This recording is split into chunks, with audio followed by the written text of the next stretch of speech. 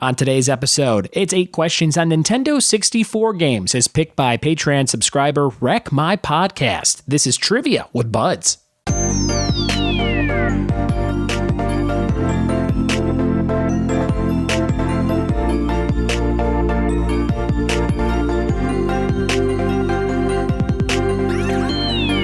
What it be? And welcome to another episode of the Trivia with Buds podcast. I'm your host, Ryan Buds. Thanks for checking out this show. Before we begin, I want to say a special RIP to Luke Perry. Man, what an icon in terms of just badass high school kids. He played Dylan McKay on 90210, and that was a show I watched every episode of with my entire family. We used to just eat dinner and then be like, oh, 90210 is on. We'd all go downstairs, and I was definitely too young to be watching most of the storylines. But, even at a young age, I was like, this guy's cool. And my older brother, Scott, I was like, he's trying to be like this guy. I see what he's trying to do. And he's trying to get a Brenda at Allen B. Shepherd High School in Palos Heights, Illinois. And I think he did a few times. I think he got a couple of weird Brendas. But nonetheless, Luke Perry died under very quick and random circumstances with a massive stroke. And he was gone just a week after we heard that news. So love goes out to his whole family. I didn't know him personally, never met him, but it is very sad to see all the different celebrities that he touched and was close with, from like Molly Ringwald to Ian Ziering and tons and tons of other people.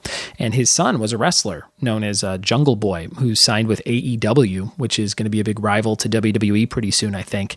And he was a big wrestling fan and took his kids to a lot of wrestling shows, and a lot of wrestlers are putting out their heartfelt sorrows and thanks to him for being in their lives as well on Twitter. So you can check out all that stuff on Twitter. But again, from this trivia host to you, RIP Luke Perry. Man, big part of my life growing up, and we're going to miss you. This episode today is sponsored by Wreck My Podcast, which is my friend Jordan Zeilinger's podcast. Also, Cam Malador is on that show quite a bit. And together with some other co-hosts and guests and things, they talk about nostalgia and things that bring you way back to the times of growing up. And Wreck My Podcast, Jordan, he reached out and said, can you do an episode on Nintendo 64 games? And I said, yes, let's do it. So I got 8 questions all ready for you in the chamber for N64. I never had an N64 myself until I worked at a place called Game Crazy in college, and they had a Pokemon Pikachu 64 system that I bought for $4.99 with my employee discount, and later sold for I think $65 on eBay. So that was kind of cool. But I never actually had the system. I always borrowed it from friends, or I went to friends' houses and played a lot of these great games, especially all the multiplayer capabilities of the system was cool and kind of new after having Super Nintendo and Sega with just 2 controllers. It was cool to be like, oh man, we got 4 players to play WWF at the time, No Mercy, and have a ladder match and see who wins this Royal Rumble and things like that. So very, very cool, very fun system. And I hope you have fun answering these 8 questions on Nintendo 64 games. Let's jump into it right now. Here we go. All right, here's question number 1, Nintendo 64 games. Number 1, Complex, Caves, and Facility were all names of multiplayer levels in what Nintendo 64 game? Number 1, Complex, Caves, and Facility were all the names of multiplayer levels in what game? Number 2, what type of creature was Banjo in the game Banjo-Kazooie? Number 2, what type of creature was Banjo in the game Banjo-Kazooie? Number 3 on your list, what Pokemon game hit the system on March 21st, 1999? Number 3, what Pokemon game hit the game system on March 21st, 1999? Question number 4, Super Mario 64 and Pilot Wings 64 both came out in the US on September 29th, 1996. Holy cow, that was a long time ago. But what was the third game for the system released on November 1st of that year? What was the third game for Nintendo 64 released on November 1st, 1996? Number 5, what sports game was the last to be released on the system in August 2002, featuring a black cartridge after blue and yellow ones for the first 2 games? Number 5, what sports game was the last to be released on the system in August 2002, featuring a black cartridge after blue and yellow ones for the first 2 games? Number 6, in 2000, there was a game called Kirby 64, the Crystal Blank. Fill in the blank. Number 6, in 2000, there was a game called Kirby 64, the Crystal Blank. And number 7, in which Mario Party game is Mario wearing a cowboy hat on the cover? Number 7, in which Mario Party game is Mario wearing a cowboy hat on the cover? Number 7. Question number 8, Turok 2 had the subtitle Seeds of Blank. Last question, number 8, Turok 2 had the subtitle Seeds of Blank.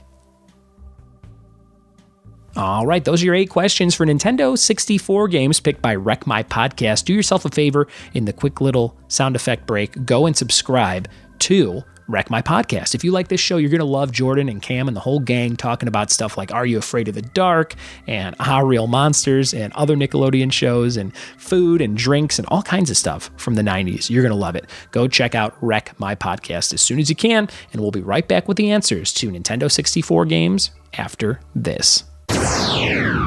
Here we go. We're back with the answers to Nintendo 64 games. Number 1, Complex, Caves, and Facility were all the names of multiplayer levels in GoldenEye 64. James Bond. What a fun game that was, right? You plug in 4 controllers, you pick Odd Job, you go on your knees, and you just start shooting people in the kneecaps. That's a fun game.